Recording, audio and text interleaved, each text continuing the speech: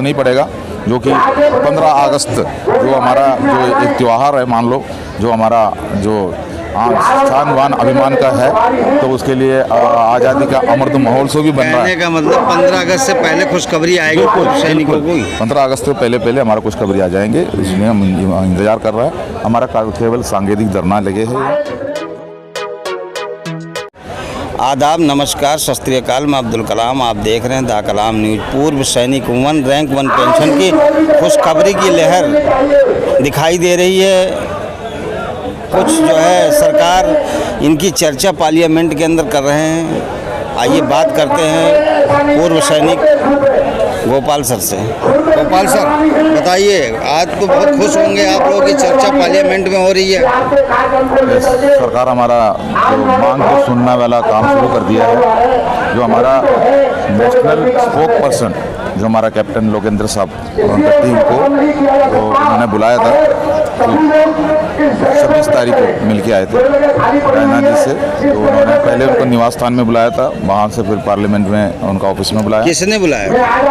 अपना रक्षा मंत्री राजनाथ सिंह जी ने बुलाया था।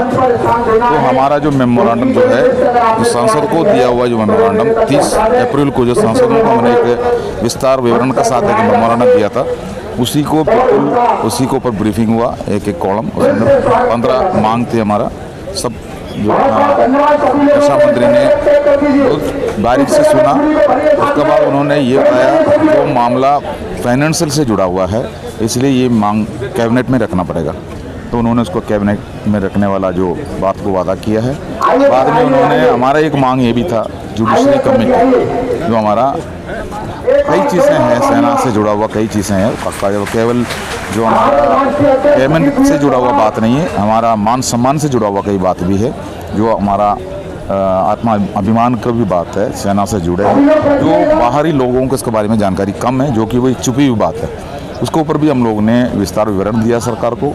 एक हमारा कानून को बदलने वाला बात है, जो को ब्रिटिश वाले ने यहाँ छोड़ के गया हुआ कानून है, बहुत कठोर कानून है।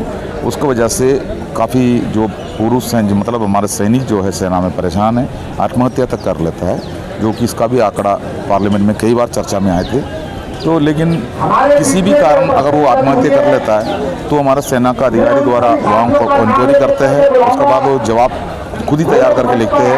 उनको घरेलू समस्या था, तो अगर घरेलू समस्या है तो फिर अधिकारी क्यों आत्महत्या करता नहीं है?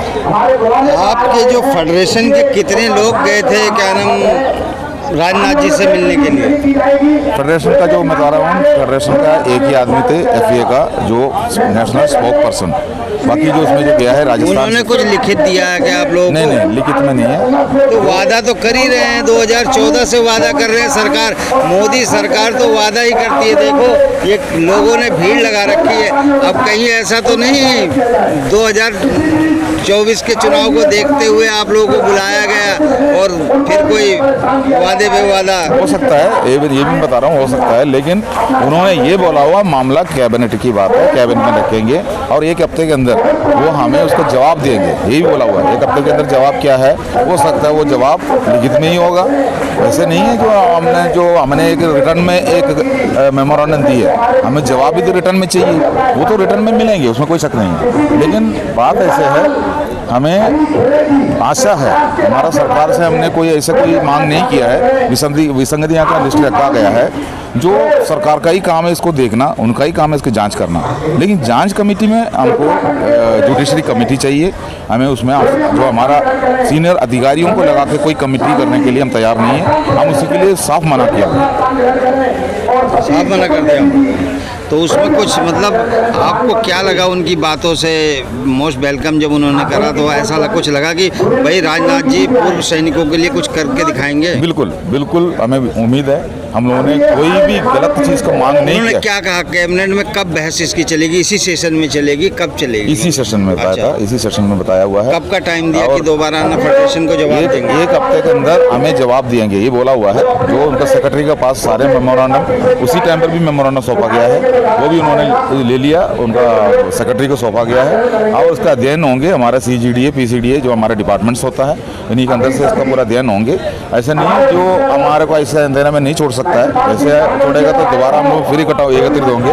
हमारा जुडिशरी कमेटी लग जाएंगे तो उसके कम टाइम पे 3 महीने के अंदर जुडिशरी कमेटी अपना रिपोर्ट भी देना, ये भी लंबा खींचने के लिए भी हम तैयार नहीं है। उसमें बात वीर नारियों की भी होगी, उसमें JCO जवान की भी होगी, पूर्व सैनिक जितने भी आते हैं सभी की बातें करेंगे क्या सरकार? बिल्कुल, हमारा MSP का भी है, पूर्व सैनिक जो अपना OROP जो है उसके अंदर विसंगति, और जो 7th CPC का फिटमेंट फैक्ट का पीछे भी है, जो अफसरों का अलग हमारे लिए अलग किया है उसका भी है, विडो पेंशन का है, डिसेबिलिटी पेंशन का है, और हमारा जो अलाउंसेस होता है, जो भी हमारा जो जोकिंग अलाउंस जितना भी हुआ है उसका बारे में भी है। सारे विसंगतियों के बारे में बिल्कुल विस्तार चर्चा हुआ है जो रक्षा मंत्री जी से, उन्होंने उसका पूरा प्रूफ भी ले लिया, प्रूफ का साथ में चर्चा किया है। उनके पास हम लोगों ने ये भी वादा किया है और जुडिशरी कमेटी के सामने अगर किसी भी चीज़ हमारे लिए जायज़ नहीं है, अगर ऐसे बोलता है तो ऐसी चीज़ हम छोड़ने के लिए भी तैयार है, क्योंकि हम उसको ऊपर अटे नहीं रहेंगे।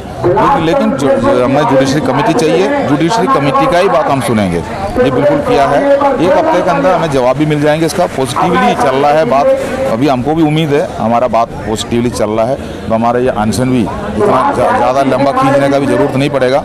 जो कि 15 अगस्त जो हमारा जो एक त्यौहार है, मान लो जो हमारा जो शान वान अभिमान का है, तो उसके लिए आज़ादी का अमृत महोत्सव भी बन रहा है। कहने का मतलब 15 अगस्त से पहले खुशखबरी आएगी सैनिकों को। 15 अगस्त से पहले हमारा खुशखबरी आ जाएंगे, इसलिए हम इंतजार कर रहे हैं। हमारा केवल सांकेतिक धरना लगे हैं, जो ये खुशखबरी मिलने के बाद हमारा धरना समाप्ति भी हो सकता है। Thank you. आपने सुन लिया, गोपाल जी ने कहा कि हमारी चर्चाएं जो है चल रही हैं पार्लियामेंट में। राजनाथ जी से मुलाकात हुई है, वो इसी सेशन के अंदर हमारी बातों को रखेंगे कैबिनेट के अंदर, और हो सकता है 15 अगस्त से पहले पूर्व सैनिकों को 1 रैंक 1 पेंशन पे कुछ जो है खुशखबरी सुनने को मिले। आपको क्या लगता है कमेंट बॉक्स में ज़रूर बताएं। जय हिंद, जय भारत।